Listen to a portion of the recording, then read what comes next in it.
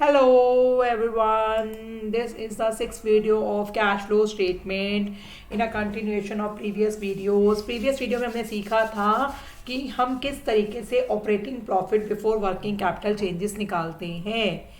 हम किस तरीके से operating profit before working capital changes निकालते हैं। स्टेप 2 आपको पता है cash flow from operating activities को हम 5 स्टेप्स में कैलकुलेट करते हैं।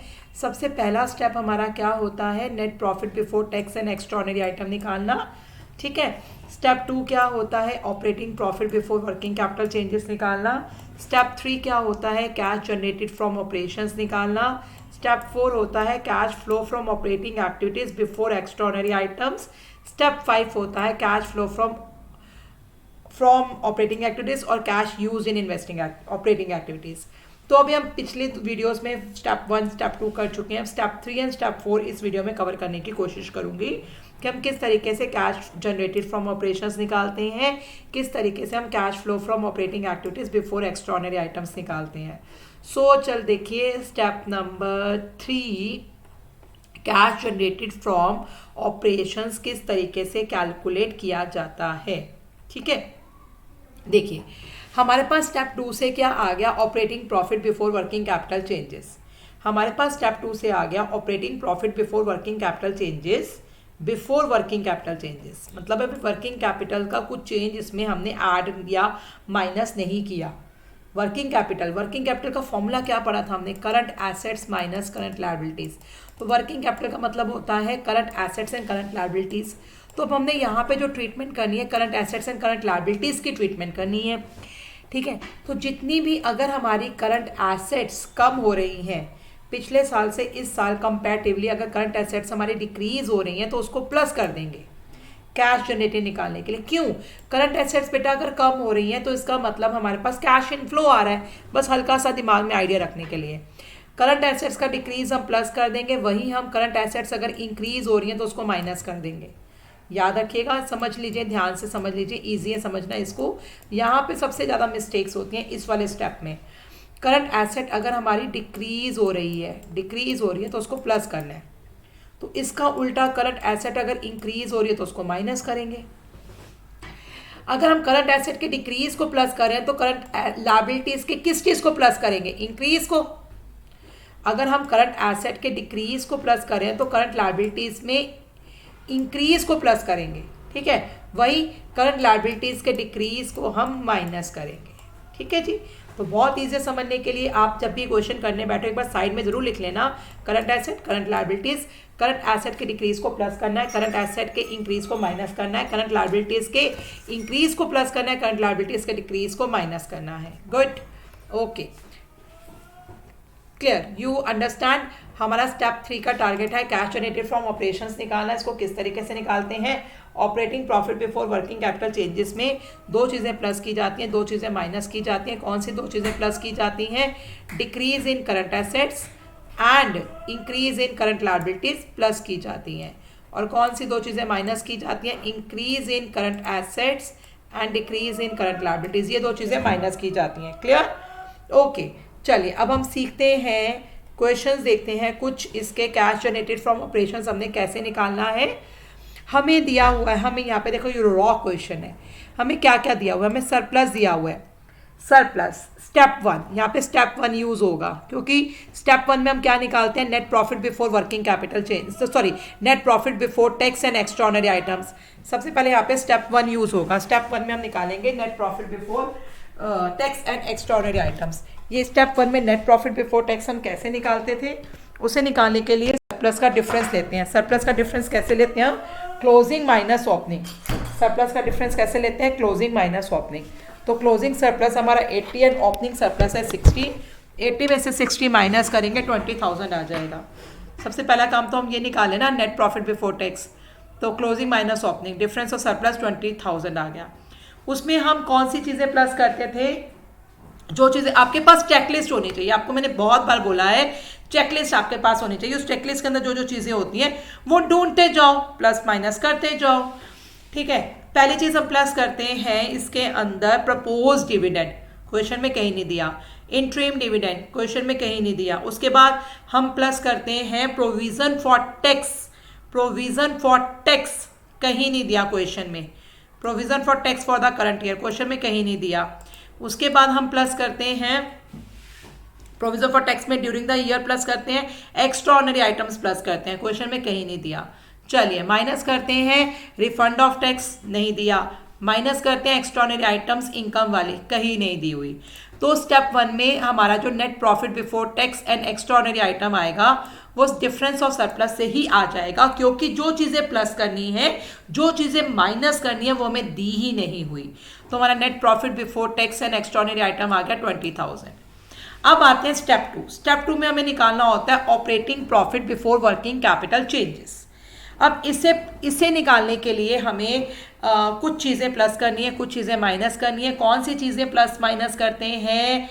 देखिए प्लस कौन सी करते हैं, याद कर लीजिए, पिछली वीडियो को याद कर लीजिए। Non cash expenses and non operating expenses, non cash expenses and non operating expenses कौन कौन से थे? कुछ लिस्ट बना लीजिए। डेप्रिसिएशन, इंटरेस्ट, ठीक है, loss on sale of fix assets, सारी चीज़ें थी। तो यहाँ पे ढूंढ ले, गुडविल अमोर्टाइज्ड, ये सब चीज़ें थी। ढूंढ लेते हैं कौन कौन सी चीज़ हमें दे रखी है। जो जो चीज़ें दे रखी हैं वो देख लेते हैं। माइनस कौन सी करते थे हम उसमें स्टेप 2 में? इंटरेस्ट रिसीव्ड, डिविडेंड रिसीव्ड, ऐसा कुछ, रेंट रिसीव्ड, ऐसा कुछ नहीं दिया हुआ, ठीक है। तो देख लीजिए कौन कौन सी चीज़ें। यहाँ पे बेसिकली डेप्रिसिएशन दिया हुआ है और गुडविल दी हुई है। बाकी जो चीज़ें हैं, ट्रेड रिसीवेबल ये हमारी करंट एसेट्स है, इन्वेंट्रीज है करंट एसेट्स है, आउटस्टैंडिंग रेंट है करंट लायबिलिटी है, प्रीपेड इंश्योरेंस करंट एसेट्स है, ट्रेड पेबल करंट लायबिलिटी है। तो current assets and current liability की ट्रीटमेंट तो स्टेप 3 में आती है। तो यहाँ पे उसके अलावा दो ही चीज़ें दी हुई हैं हमें, एक provision for depreciation and goodwill. दोनों देखते हैं क्या है। प्रोविजन फॉर डेप्रिसिएशन, अगर प्रोविजन फॉर डेप्रिसिएशन दिया है तो इन दोनों को कंपेयर किया जाता है। पिछले साल प्रोविजन फॉर डेप्रिसिएशन था 30,000, इस साल 40,000 है। तो हमने कितना डेप्रिसिएशन और लगाया इस साल? 10,000, जो कि नॉन कैश एक्सपेंस है। ये स्टेप 2 में प्लस होगा। तो देखिए डेप्रिसिएशन प्लस होगा 10,000। उसके बाद हम प्लस करते हैं गुडविल अमोर्टाइज्ड, गुडविल अमोर्टाइज्ड। तो देखिए गुडविल देखते हैं हम यहाँ पर। गुडविल पिछले साल गुडविल 38,000 है, इस साल गुडविल 30,000। गुडविल हमारी कितनी कम हो रही है? 8,000। गुडविल कितनी अमोर्टाइज्ड हो रही है? 8,000। ये हम प्लस कर देंगे गुडविल अमोर्टाइज्ड। तो दो चीज़ें थी हमारे पास प्लस माइनस वाले आइटम्स में। ज़रूरी नहीं आपको सब कुछ दिया हो, तो जो जो दिया है चेकलिस्ट सामने, जो जो दिया है उसको प्लस माइनस करते रहो, जो चीज़ नहीं है छोड़ दो। तो हमारे पास आ गया operating profit before working capital changes. अब हमने करना है वर्किंग कैपिटल की ट्रीटमेंट। वर्किंग कैपिटल का मतलब है current assets and current liabilities. तो यहाँ देखिए करंट एसेट्स हमारे, देखिए current assets trade receivable current assets हैं। ये आप लिख लीजिएगा, क्वेश्चन में इजी हो जाता है आपके लिए। ये आपके क्या हो रहे हैं? डिक्रीज हो रहे हैं। 31,000 से 25,000 हो रहे हैं, डिक्रीज हो रहे हैं 6,000। जब भी करंट एसेट डिक्रीज होते हैं उसको प्लस कर देते हैं। इन्वेंट्रीज करंट एसेट्स ये 60 से 80,000 हो रहे हैं, पहले 60 थे 80 हो रहे हैं, इंक्रीज हो रहे हैं। जब करंट एसेट्स इंक्रीज होते हैं तो उसको माइनस कर देते हैं, ठीक है, इसको माइनस में लिखेंगे। आउटस्टैंडिंग रेंट क्या है? Current liability. ये 21,000 से 12,000 हो रही है, डिक्रीज हो रही है। जब करंट लायबिलिटी डिक्रीज होती है तो उसको हम माइनस कर देते हैं। Current asset prepaid insurance current assets 2,000 से 1,000 हो रहा है, करंट एसेट डिक्रीज हो रही है, इसको प्लस कर देंगे। Trade payables creditors, trade payables हमारे क्रेडिटर्स हैं 19,000 से 13,000 हो रहे हैं। जब करंट लायबिलिटी डिक्रीज होती है उसको माइनस कर देते हैं। तो अब देख लीजिए जो आपका operating profit before working capital changes आया उसमें हमने जो दो चीज़ें प्लस वाली लिखी थी वो वाली कौन सी थी? Decrease in trade receivable, decrease in prepaid insurance. इन दोनों को प्लस कर दिया। तीन चीज़ें माइनस वाली कौन सी लिखी थी? Increase in inventories, decrease in outstanding rent, decrease in trade receivable. इन तीनों को अंदर लिख के प्लस करके बाहर इकट्ठा लिख दिया और माइनस कर दिया। तो अब आपके पास आ गया, एक्चुअली ये कैश जनरेटेड फ्रॉम ऑपरेशंस है। कैश जनरेटेड फ्रॉम ऑपरेशंस जो स्टेप 3 से आता है उसमें हम कुछ माइनस करते हैं, फिर स्टेप 4 में cash flow from operating activities आता है। तो जो माइनस करते हैं वो हमें नहीं दिया हुआ। तो जो कैश जनरेटेड फ्रॉम ऑपरेशंस हमारे पास निकला है 10,000, यही हमारा cash flow from operating activities है। क्योंकि स्टेप 3 से जब हम स्टेप 4 में जाते हैं तो कुछ माइनस करते हैं जो हमारे पास नहीं दिया हुआ। तो यही हमारा cash flow from operating activities आ गया। I think it's clear to everyone. मैं अब आपको बताती हूँ कि स्टेप 3 से स्टेप 4 में हम कैसे आते हैं। Cash flow from operating activities before extraordinary item. Step 4 का टारगेट होता है हमारा cash flow from operating activities before extraordinary items निकालना। ये कैसे निकाली जाती है? जो स्टेप 3 से हमारा कैश जनरेटेड फ्रॉम ऑपरेशंस आता है उसमें से हम माइनस करते हैं। क्या माइनस करते हैं? Income tax paid. जो इनकम टैक्स हमने एक्चुअली में पे किया वो माइनस करते हैं। समझ लीजिए हमने इनकम टैक्स पे किया 1 लाख, हमारा 30,000 का रिफंड आ गया। रिफंड भी क्वेश्चन में दिया हुआ है अगर, तो 30,000 का रिफंड दिया हुआ है। तो नेट इनकम टैक्स आपने कितना पे किया? 70,000 आपने पे किया था 1 लाख और क्वेश्चन में दिया हुआ 30,000 रिफंड आ गया आपके पास, तो आपने एक्चुअली कितना इनकम टैक्स पे किया? 70,000। तो स्टेप 4 में जो cash flow from operating activities before extraordinary items निकालोगे, वो निकालने के लिए आपका जो टैक्स पेड है उसमें रिफंड माइनस करके नेट इनकम टैक्स पेड जो होगा वो माइनस कर देंगे। किस में माइनस करेंगे? स्टेप 3 से जो कैश जनरेटेड फ्रॉम ऑपरेशंस आएगा, स्टेप 3 से जो कैश जनरेटेड फ्रॉम ऑपरेशंस आएगा उसमें नेट इनकम टैक्स पेड को माइनस कर दोगे, आपके पास आ जाएगा cash flow from operating activities before extraordinary items. अब आता है स्टेप 5। स्टेप 5 में हम क्या करते हैं? कैश फ्लो फ्रॉम और cash used in operating activities कैसे निकालना है? स्टेप 4 से जो आया हमारे पास cash flow from operating activities before extraordinary items, मतलब अभी एक्स्ट्रा ऑर्डिनरी आइटम्स की हमने कोई ट्रीटमेंट नहीं की, तो अब एक्स्ट्रा ऑर्डिनरी आइटम्स की ट्रीटमेंट करनी है। आपको याद होगा स्टेप 1 के अंदर हम कुछ एक्स्ट्रा ऑर्डिनरी आइटम्स को प्लस करते थे, कुछ एक्स्ट्रा ऑर्डिनरी आइटम्स को माइनस करते थे। स्टेप 1 में हम कौन सी एक्स्ट्रा ऑर्डिनरी आइटम्स को प्लस करते थे? जो हमारी एक्सपेंसेस वाली थी। तो यहां पर हमने जो एक्सपेंसेस वाली, लॉस वाली जो एक्स्ट्रा ऑर्डिनरी आइटम्स है उनको माइनस कर देना है। जिस चीज को हमने स्टेप 1 में प्लस किया उसी चीज को स्टेप 5 में माइनस कर देना है। ये क्या होती है? लाइक जैसे हमारे अर्थक्वेक से हमारा लॉस हो गया, या फिर इंश्योरेंस हमारा एक्सीडेंट से लॉस हो गया, या किसी ने हमारे अगेंस्ट केस किया था वो हम हार गए। तो जितने भी एक्स्ट्रा ऑर्डिनरी आइटम्स हैं, एक्सपेंसेस वाली, लॉसेस वाली, जो स्टेप 1 में प्लस हुई थी या स्टेप 5 में माइनस हो जाएंगी। उसी तरीके से जो हमारी एक्स्ट्रा ऑर्डिनरी आइटम स्टेप 1 में इनकम वाली हमने प्लस की थी, स्टेप 1 में माइनस की थी इनकम वाली, जैसे कि हमें इंश्योरेंस क्लेम मिला तो ऐसी, और हम किसी के अगेंस्ट केस किया था, हम वो जीत गए, हमें पैसा क्लेम मिला। तो अगर हमारी कुछ एक्स्ट्रा ऑर्डिनरी आइटम्स हैं जो इनकम्स वाली हैं, गेन्स वाली हैं, हमने स्टेप 1 में माइनस की थी, उसको स्टेप 5 में प्लस कर देंगे। बस जो एक्स्ट्रा ऑर्डिनरी आइटम्स को हमने स्टेप 1 में प्लस किया तो उसको यहाँ माइनस करेंगे क्योंकि वो एक्सपेंसेस वाली हैं। जिन एक्स्ट्रा ऑर्डिनरी आइटम्स को हमने स्टेप 1 में माइनस किया था उसको स्टेप 5 में प्लस करेंगे क्योंकि वो इनकम्स वाली हैं। बस आपका cash flow from operating activities done. तो यहाँ देखिए कुछ क्वेश्चंस देखते हैं हम। क्वेश्चन देखिए नेक्स्ट वाला, हमने cash flow from operating activities निकालना है, हमें दिया हुआ है सरप्लस। सबसे पहला स्टेप होता है difference of net profit before tax निकालना। नेट प्रॉफिट बिफोर टैक्स निकालने के लिए डिफरेंस ऑफ सरप्लस में कुछ चीज़ें प्लस की जाती हैं। डिफरेंस ऑफ सरप्लस को निकालने पहले हम 3 lakh minus 2 lakh, closing minus opening, ये ध्यान रखना है, closing minus opening. Difference of surplus 1 lakh आ गया। इसमें हमने क्या प्लस करना होता है? डिविडेंड, दोनों तरीके के। कोई डिविडेंड के बारे में यहाँ क्वेश्चन में कुछ नजर नहीं आ रहा। उसके बाद प्रोविजन फॉर टैक्स मेड, हमने कितना टैक्स के लिए प्रोविजन बनाया, क्वेश्चन में कहीं नजर नहीं आ रहा, छोड़ दो। उसके बाद हम क्या करते हैं? एक्स्ट्रा ऑर्डिनरी आइटम्स एक्सपेंसेस वाली प्लस करते हैं, वो भी नजर नहीं आ रहा। माइनस क्या करते हैं? रिफंड ऑफ टैक्स, वो भी नजर नहीं आ रहा। एक्स्ट्रा ऑर्डिनरी आइटम्स क्या कहते हैं, गेन्स वाली माइनस करते हैं, स्टेप 1 में नहीं नजर आ रही।